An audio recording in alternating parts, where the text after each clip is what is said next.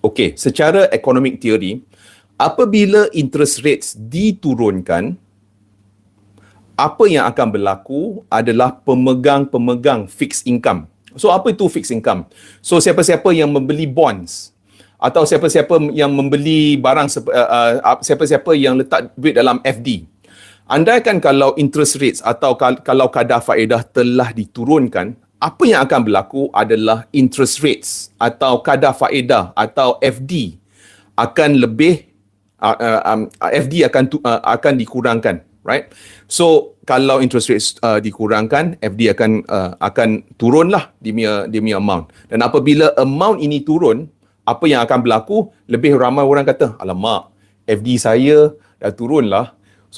So nak melabur kat mana sekarang ni, right? So apabila lebih ramai orang jual pegangan FD mereka atau mereka jual